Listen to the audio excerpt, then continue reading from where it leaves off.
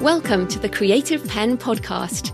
I'm Joanna Penn, thriller author and creative entrepreneur, bringing you interviews, inspiration, and information on writing, publishing options, and marketing ideas for your book. You can find the episode show notes, your free author blueprint, and lots more information at thecreativepenn.com. And that's Penn with a double N. And here's the show. Hello creatives, I'm Joanna Penn, and this is episode number 604 of the podcast, and it is Wednesday the 16th of February 2022 as I record this. In today's in-between-isode, I have a discussion with Kevin Tumlinson and Mark Coker about the acquisition of Smashwords by Draft2Digital and what that means for authors who publish on either service, as well as the opportunities that might lie ahead in terms of publishing wide. Plus, we get a little sentimental about the past and wonder how our own legacies might look in the years to come. I include a little clip from Mark that I recorded in a discussion with him way back in October 2010 when we met in person in Brisbane, Australia, back when the only choice for international authors was Smashwords. You can watch the whole video at thecreativepenn.com/Smashwords2010. Smashwords 2010 links in the show notes if you want to see how excited we were back then. And it's good to see that our excitement hasn't dimmed. So I hope you enjoyed the discussion. Mark Coker is the founder and CEO of Smashwords, the original ebook publishing platform for indies, established in 2008.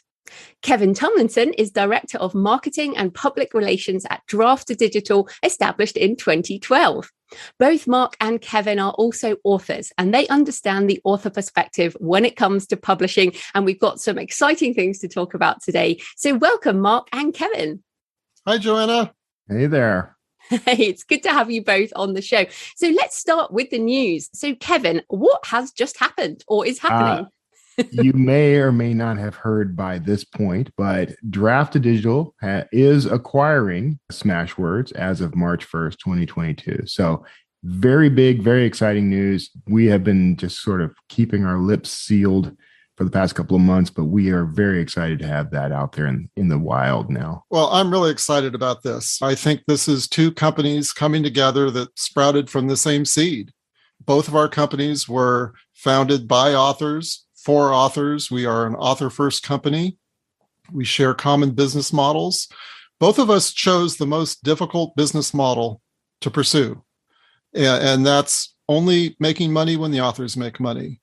And both of our companies have managed to build profitable companies with this difficult business model, and we really fit well together. We both have the same attitude. We both believe that authors should be the center of the universe, that authors should have total control over their pricing, promotions, distribution. By joining together, we can do more together. We want the same thing for authors. And if you look at the last decade that Draft2Digital has been in business, we're creating duplicative systems that do the same thing, systems that can easily be merged together. Well, maybe not easily, but they will be merged together.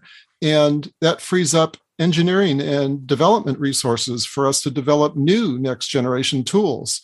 So this is all about doing more for authors.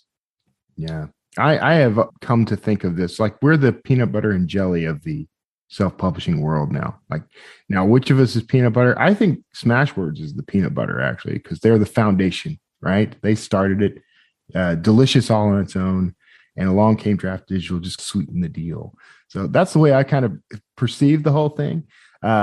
It's just all around going to be something really spectacular for the indie author community, self-publishing community, just because each company on its own had its strengths, had their weaknesses too. It's sort of, we're puzzle pieces. I mean, we fit each other very well. I know everyone always thought of us as rivals, and in some sense we were, but we were sort of that like friendly competition thing where we were always just making each other better anyway. So this really, when you look back on it, it's sort of an inevitable journey to see this all come together. Yes, so inevitable. In fact, that when I found out, I wasn't surprised at all. And in fact, anyone I've talked to, everyone's like, yeah, well, of course, that's kind of obvious. Yeah. So, yeah, I don't think anyone's been surprised. But also, I did want to thank you both and obviously thank the companies for that business model. I was there at the beginning as well. And I certainly appreciate both companies are now the same company, the approach to making money when authors make money. And obviously some of the retailers do this too when publishing direct, but there are a lot of companies that work things in a different business model where you have to pay up front or when you have to pay in different ways. So I think to just underscore that this business model is the hardest one, but equally is the one that benefits authors, and that underpins both companies. So let's talk about the ramifications for the authors who are currently in either system. So Mark, what are the ramifications for people who publish on Smashwords? What are they going to see differently, and how are things going to change for them? Sure. Well, I think it's important to understand that both of our companies have developed really cool tools for authors, self-serve tools, and some of these tools are unique to our platforms. So Draft2Digital has stuff that we don't have. We have stuff that Draft2Digital doesn't have. So in terms of Smashwords authors can look forward to new tools. They've got access now to D2D print, which I think is totally awesome and exciting. I think D2D print is going to be just as disruptive for print on demand as Smashwords was for ebook publishing 14 years ago. Draft2Digital has automated end matter, which is super powerful in terms of saving the author time and also driving sales of your other titles. So those are just a couple of the things. Split payments. If you participate in anthologies and box sets, it's now easier than ever to split those payments and relieve the author from all the complicated tax accounting that comes at the end of the year. New payment options. So Draft2Digital has a direct bank deposit option. That's something that Smashwords only offers to a very small percentage of our authors, typically the best sellers. So that's exciting. There are just so many incredible synergies. You just put all those synergies into a room and throw a rock at it, and you're going to hit something really cool. Our big challenge that we have going forward is that we have so many great ideas, and we really need to bring those ideas together, merge our product roadmaps, and really identify what we want to focus on first. But it's all about just delivering more to the authors. So I think Smashwords authors and publishers are going to be thrilled by this. They're going to get access to simplified publishing tools. So both of our companies have different approaches. We've always had different approaches for how to design and create an ebook. The Smashwords approach gives the author total control, line by line styling and control within Microsoft Word. It's great for some authors, but it's also more difficult for the vast majority of authors. Draft2Digital's approach, which is based on templates, reliably produces beautiful books. And it's so much easier. And so for authors that prefer that method, great. For authors that prefer the Smashwords method, Draft2Digital wants to make that method available as well. So it's all about giving authors choice. Let them choose the tools that make the most sense for them. Mm-hmm. And it's a win-win for everyone. So, Kevin, obviously people publish through Draft2Digital. So what are the benefits that Draft2Digital authors are going to see with the acquisition of Smashwords? I mean, just off the top of my head, we're adding at least 12 more sales partners to the Draft2Digital list, if you will. So that's all that bunch that Smashwords distributes to that we didn't have relationships with before. So that's coming in. The Smashwords store is just sort of the biggest, I think. The thing that I like the most, because people have asked us for a storefront for years. I only started working with Draft2Digital in 2016, and I've been asked at least 1 billion times when we're going to finally have our own retailer. But what I love is the synergy that's happening between the two companies, because we have complementary products and offerings. And one of those, two of those in particular, are our books to read links, the universal book links that we provide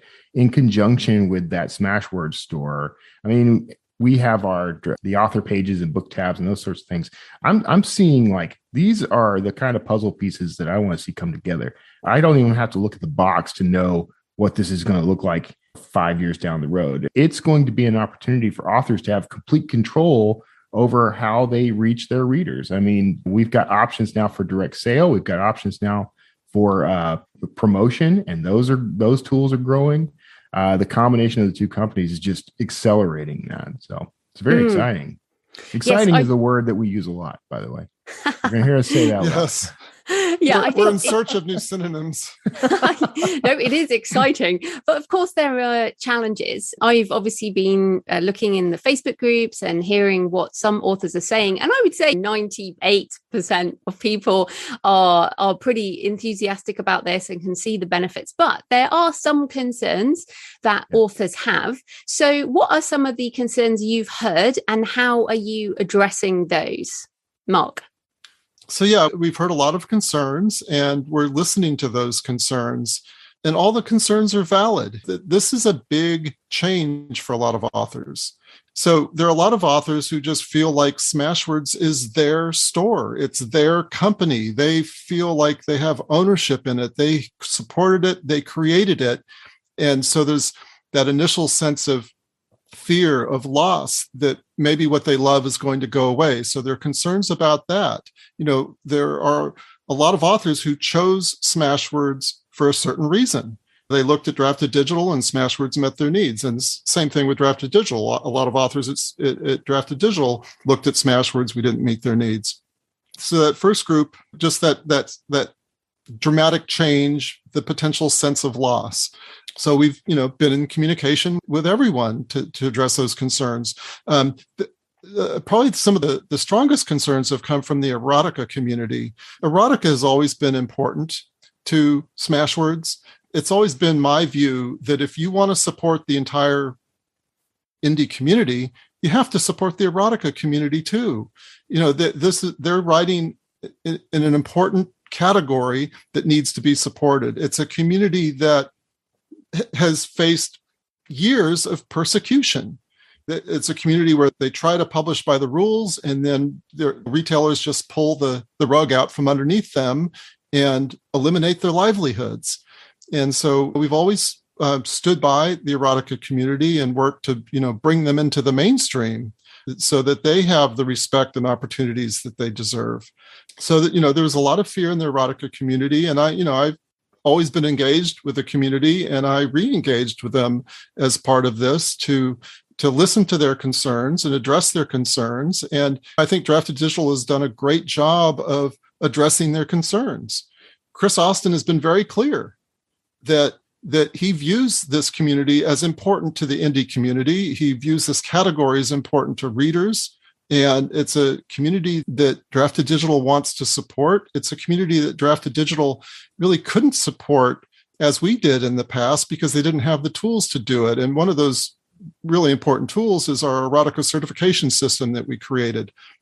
Because within the BISAC categorization scheme, which is what most retailers use, the erotica is not clearly defined. There aren't granular categorizations for erotica, so you can't really identify what's in that erotica book. What taboo themes are in there, because almost every single retailer has a different policy on erotica, and they'll accept some taboo categories, but not others. And because there was that uncertainty among retailers of what was inside that book, it made it difficult for retailers to accept that content without knowing for sure what was in there. So we built a system that's based on trust. Authors tell us what's in their book. They certify that the different themes that are in either their erotica or their erotic romance. And then we trust the authors and the publishers that they're giving us accurate information. And then we use that information to determine what can go out to different retailers, so we can honor the retailers' policies. And so this gives the retailers the trust that they need to accept more of this content. So for example, we distribute erotica into Scribd, which is one of the fastest growing subscription outlets out there. And so I'm excited about the opportunity to make this certification system available to all Draft2Digital authors and publishers so that they can gain increased distribution as well. That's great. Kevin, from Draft2Digital's perspective, maybe you'd comment on that, because, and I'm playing devil's advocate here. we're talking about 14 years, Mark, where you've controlled the company and controlled the things. So, Kevin, what does Draft2Digital see as a way that you're going to scale a lot of these programs that might have been more personal with Smashwords? How is this going to work going forward? And how can you put people's mind at ease that Draft2Digital won't go hard on shutting down some of these other categories? Yeah. Well, you probably know better than just about anyone that Draft2Digital is a technology company first. That's basically the roots of who we are. We are authors first, I guess, is the real way to put that. But we are a technology company at heart. And so is Smashwords. And so what this has done by combining our two pools of talent is give us an opportunity to step back from trying to create things that would be competitive with each other. And as Mark put it very well, the duplicative effort of developing things that in parallel, we can turn that energy towards other technological and software developments that allow us to deal with problems like this. So I think that the trust the author's perspective is still going to be valid for a very long time. The sort of self-regulating system is going to be valid for a long time.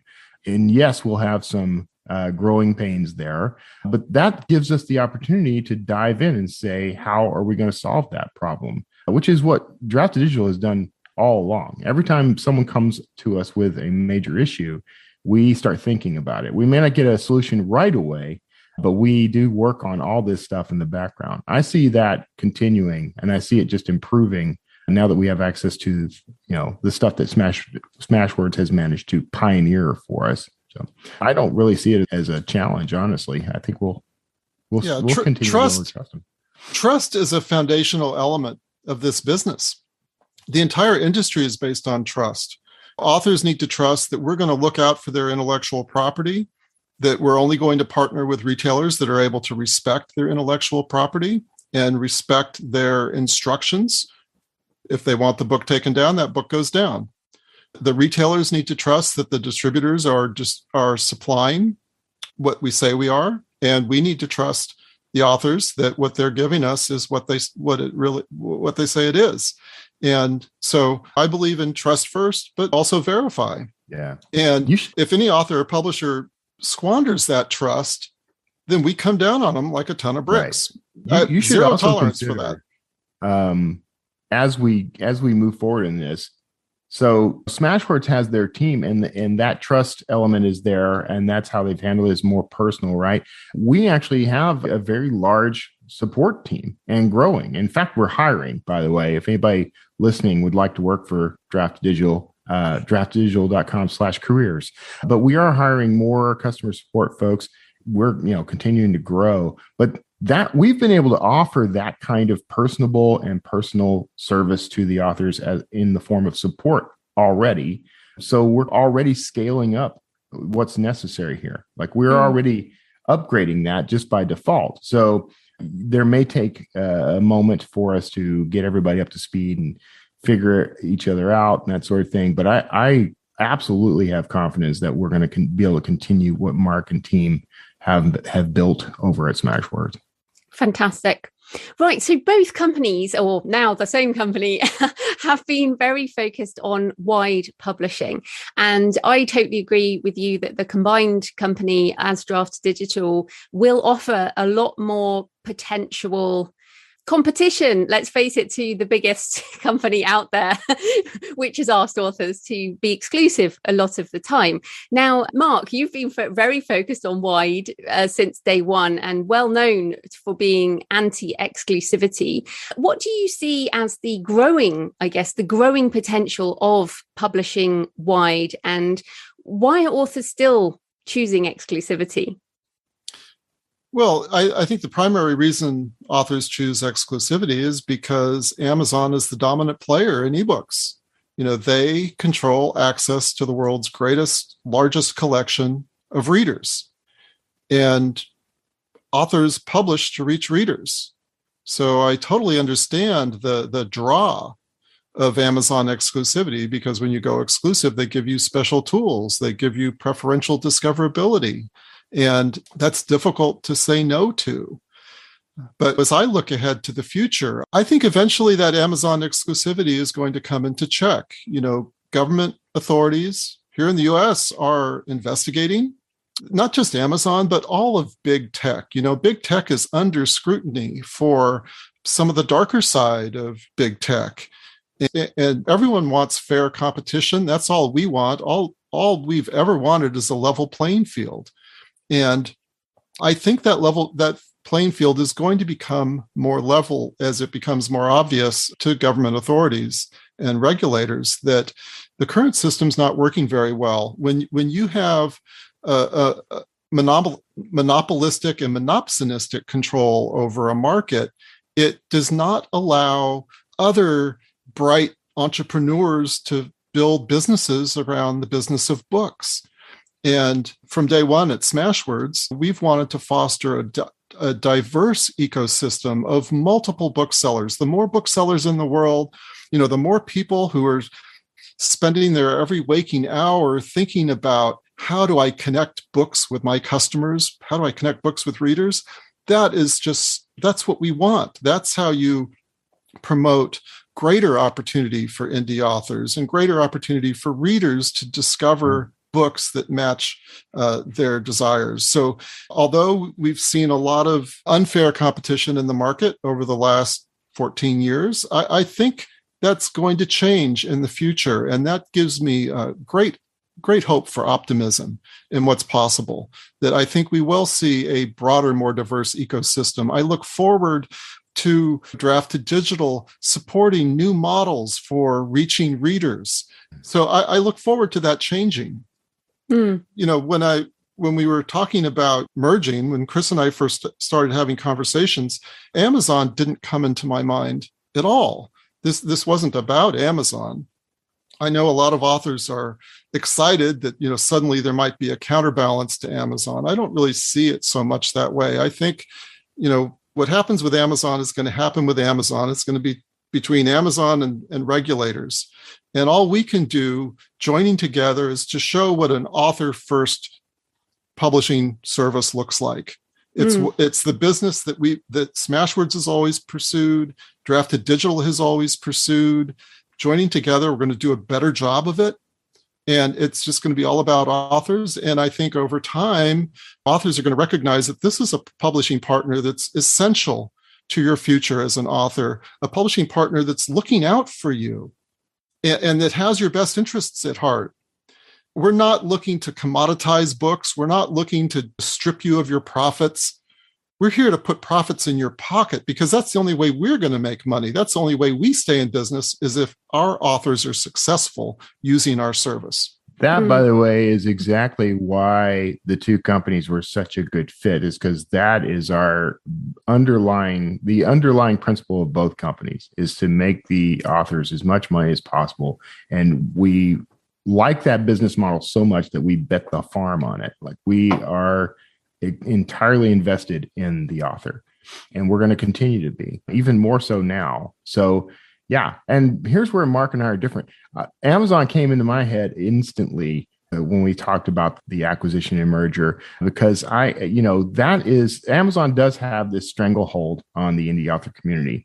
It's kind of interesting as we announce this, and as I've watched for those of you who have podcasts and YouTube channels and things, and you're talking about this, I've seen them and heard them all by now. Everybody is very excited about that particular aspect of this, is that this is the first crack in the armor of Amazon, that we might actually be able to insert ourselves and wedge that open and finally get out from under the weight of this 900-pound gorilla that can't be avoided in this industry. I see this as an absolute win for all authors across the board, not just indie authors. This is also an opportunity for the small presses out there, for even major publishers. If they want to use us, we're here for you, folks. Yes. Come bring your stuff our way and we will help you. But yeah, I absolutely see this as the first shot over the bow of Amazon, really.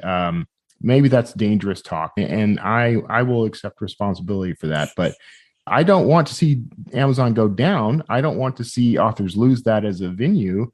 We all want to see the playing field leveled out so that everybody stands a much better chance competition is good for everybody, right? We are in competition with Amazon as much as anyone else, but they also are one of our sales partners. So we want to support them. We just want to get through to them. Hey, look, if you work with us, we all can make more money, be a better industry. We know that you don't care as much about certain aspects of the business as we do, but we can all work together in that whole rising tide lifts all boats. That's perfectly applicable to everything we're doing. Yeah, that's a really great point, Kevin. When we first became an ebook distributor starting in 2009, my attitude was, I want every retailer to be successful with our books. I want to help Amazon make more money. I want Barnes & Noble to make more money, Kobo, everybody. I want to work with every retailer to help them make money off of indie ebooks, because that's how indies make money. This is all one big, positive, synergistic relationship. Let's work together as a community to grow the business of books. Yeah, I think in terms of pushing wide publishing, it is difficult. I mean, it is easier to publish on one retailer, but the fact is that Draft2Digital also now makes it easy to publish on a lot of retailers and library systems and all of this type of stuff. And that's what we need as wide publishers is we need easier access to that wider market. So I'm totally with you. I think anything that makes it easier for authors to choose to go wide is a good thing, because it just takes down those barriers. And I'm obviously, because I've been doing this so long, I upload tons of different systems myself. And, right there with you. Yeah, the bigger your ecosystem, like I've got nearly 40 books now, and it just becomes more and more complicated over time. And I'm personally very looking forward to the simplified systems and tools and workflow that we can put in, because I only see this as possible as we have easier workflows. It is, and also the collective size of the number of authors that you now represent. It's 250,000 authors, 250,000 authors. And 880,000 books. Right. Yeah. So several 100,000 authors. The fact is, I'm as an indie author on my own, I have no power whatsoever. And then, of course, there are organizations like the Alliance of Independent Authors and things like that who are trying to bring some power into the situation. But now Draft2Digital, by representing that many authors, and presumably you guys advocate, obviously, for, author rights and author revenue and all of those things. And I see some really good synergy, since we're using that word, in trying to redress the power imbalance with a lot of these relationships too. And you can only do that with numbers. It's just impossible any other way. And certainly what you now have brought together, it's just another sort of weight in that power balance, right? Yeah. And I am interested, Definitely. by the way, if Orna or anyone else at Ally is listening, and we've reached out to her and we talked with her a bit too, but I am interested, like, how do we work with Ally and any other organizations that are for the author's interests to leverage all this? And one of the things, so we did a live Q&A with Mark and Chris Austin, D2D's CEO. One of the things that came up was data, and data kind of frightens some of us, but data is how we are going to change the tide. That's how we're going to shift everything in favor of the indie author. And these two companies coming together, we now, as Mark put it, we have unprecedented access to data. No one else in the self-publishing world can possibly see as far as we can now. We're looking at ways to utilize that going forward. Now, there's some things we can't share, we can never share publicly because of NDAs and things like that. But there's a great deal of information that can be publicly shared, can be used to help shape the sort of general direction of what we're doing, where we're going. There's enough of that there that I believe, can make a very big difference. And it's going to benefit the authors directly and indirectly. D2D we're already talking about doing some recurring like state of the industry stuff. Mark Lefebvre is I've talked to him already about us doing some content around that on a regular basis. So going forward, I mean, it's not going to happen at once. I wish it could, but going forward, I think authors are going to be very impressed by what we're able to do together that we were only sort of dreaming about when we were individual organizations. Mm. Yeah, and one great way that we're going to be able to leverage this data is to help our retailers be more successful, selling indie ebooks.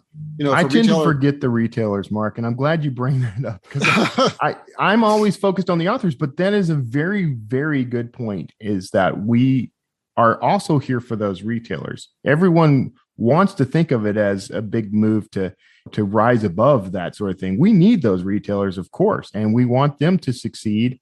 I personally think we could single-handedly save Nook. Personally, I mean, I would love for Barnes and Noble to reach out. Go talk to James Daunt. Yes, exactly. So. To borrow Kevin's words, challenge accepted. Challenge accepted. We want Barnes and Noble to be super successful. We want every retailer to be super successful, because that is in the indie author's best interest. That's in publishers' best interest. That's in readers' best interest, that we have this diverse ecosystem. And so, yes, we do have the power to help foster that in a way that we didn't before.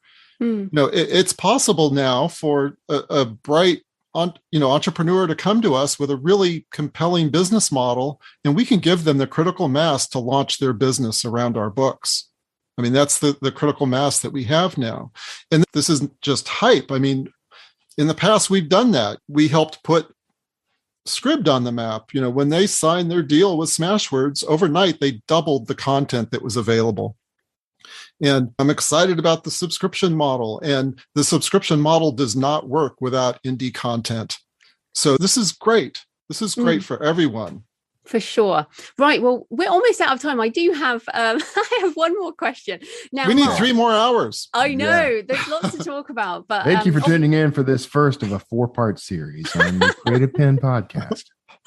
Well, I want to take us back first. So, Mark, you and I met in person in Brisbane, Australia in 2010, when the indie world was new and we were fresh-faced. And I'm going to link to the YouTube video in the show notes, but I'm also going to play a short clip now. I think it's really important for authors to recognize that we're on the cusp of some really dramatic, wonderful change. And thanks to ebooks and thanks to the internet, the opportunities for authors to reach readers have never been greater before. So, Mark, you said that back in 2010. So let's look forward another decade. What are you excited about in the years ahead? Because you're staying with Draft2Digital, aren't you? You're not riding off into the sunset to the beach. You're staying. What are you excited about? I started the business with a mission. And I'm really proud of what we did do to execute on that mission. But the mission's not over. And what I see now is an opportunity for me to continue to prosecute this same mission, because it's a mission that Draft2Digital shares.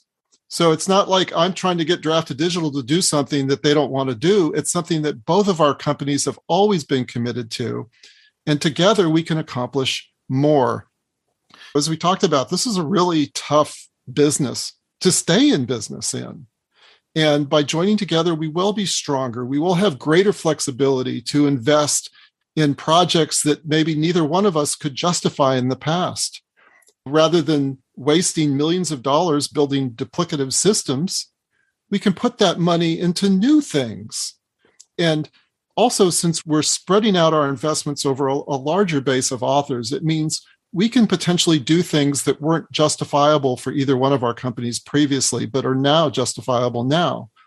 So I'm just really excited about how we can continue to prosecute the mission on behalf of indie authors, to place indie authors at the center of the universe, to make it possible for any reader anywhere in the world to access this wonderful, diverse content, indie content, so that what readers read is not determined by what publishers allow you to read. What you can read is only limited by the imagination of indie authors. And so I'm just really excited about that. Fantastic. And Kevin, give us a glimpse. Obviously, there's a roadmap for the merger of the systems and the new tools and all of that. But what do you see coming in the years ahead? Oh, as our collective resources and tools start to combine, what I see is just spin-off innovation, where there's so many things that we have over the years at Draft Digital said, it would be great if we could do this, but we just need the development time and that sort of thing. A lot of that stuff is coming to us sort of wholly formed because of Mark and his team. And what I see now is the opportunity for us to just build on those foundations and create new stuff that people probably didn't even know they needed. There are certain needs that we have identified in the business, in the industry, that I think we're going to be able to address now. So over the next 5 years tops, I mean, we're going to see some pretty impressive stuff come out of the works there. I want to add one quick thing, by the way, and it's kind of a zeitgeist thing, but Mark founded Smashwords back in 2008, which happens to coincide with when I released my first self-published book, which did go out via Smashwords and whatever Create Space was back then, and Amazon's early version of KDP. All that stuff happened for me around that same time. And at the first conference I ever met Mark, I actually thanked him for building the industry that that was part of my journey, that was making me successful as an author. So it's been he scoffs and laughs. Yeah. But I am he's the indie godfather. I'm incredibly grateful to this guy for what he built here. And everything you see on this landscape started with Mark and Smashwords. And Draft2Digital, we have worked hard to build something that is aimed at empowering authors and helping them to reach whatever heights that they want to reach. But it all started back with Smashwords. So this merger is bigger than just the resources and tools we bring in. It's sort of coming back around full circle to what, the vision and dream that all of us had. I'm more excited about it than I can really express. So that's that. You ask about the future, but the past is just as important in this. And I do see us accelerating and growing and innovating going forward. I can't wait. There's more ideas than we have time and developers to put into effect. So, yeah, well, I appreciate that, Kevin, and I'd like to give a shout out to my old friend Dan Pointer. Oh, bless. I met Dan back in the day. Yeah. I would like to think that what I've done with Smashwords was really a continuation of his mission. Dan was the first one out there popularizing self-publishing and teaching writers how to think and act like a professional publisher. And he did that almost 40 years ago now. But Dan was never able to realize his full vision because of some of the challenges involved in distribution. And the rise of ebooks combined with self-publishing helped realize Dan's vision that every writer had the power to become a professional publisher. And so in many ways, this is all a continuation of Dan Pointer's vision. And I'm really sad that he's gone. From a very early time, he took me under his wing. He was a mentor to me, a supporter to what we were doing at Smashwords. And I think he saw that what we were trying to do was a continuation of what he started. So kudos to Dan and his memory, because none of this would have been possible without Dan Pointer. Yeah. And for those listening, Dan died in 2015. But yeah, I met him in those early days, actually at a speakers conference in Australia, and also thanked him for encouraging us all. What's so funny is, now I'm sitting here thinking, oh my goodness, I hope people talk about us like this one day. When we're dead and gone, but I hope that will be a while until any of us get talked about as sort of founders. Knock on wood, be a long time. But what I want is, remember Kevin Tumlinson when he died in like 2095? That guy was great. Yes. That guy was good. Brilliant. Well, we have to wrap it up now. But if people want to reach out to you guys or the team, and they have some concerns about the acquisition and their place in things, where should they find out more information, and who should they contact?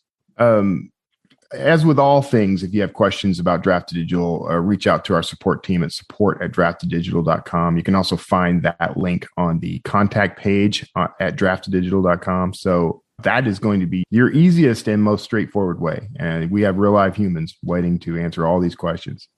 Yeah, and I'm happy for any writer in the world to contact me directly. So my email today is mc@smashwords.com. Just please don't count on me as your personal technical support department. But I'm always happy to hear from indie authors, hear your concerns, and I'll try to point you in the right direction. Brilliant. Well, thanks to you both, and I'll look forward to another decade ahead of Draft2Digital. Thanks, guys. Let's do it. Thank you. Thank you, Joanna. So I hope you found the discussion with Mark and Kevin interesting, and that it has encouraged you to see more opportunities ahead with publishing wide. I'm seriously considering consolidating my own ebook publishing, as I've been doing this, as I said on the interview, I've been doing this for so many years. I upload to so many platforms, and updating your backlist the longer your career goes on can be quite a feat. So next Monday, I'll be talking to Craig Martell about his journey from the Marine Corps and military intelligence into consulting, and then 20 books to 50k, and what he sees as the best way to make an indie career right now, plus a discussion of what the biggest indie conference in the world, 20 Books Vegas, looks like, and how an introvert might navigate a few days there. So happy writing, and I'll see you next time. Thanks for listening today. I hope you found it helpful. You might also like the backlist episodes and show notes, available at thecreativepenn.com/podcast. You can also get your free author blueprint at thecreativepenn.com/blueprint. If you'd like to connect, you can tweet me at The Creative Penn or find me on Facebook at The Creative Penn. See you next time.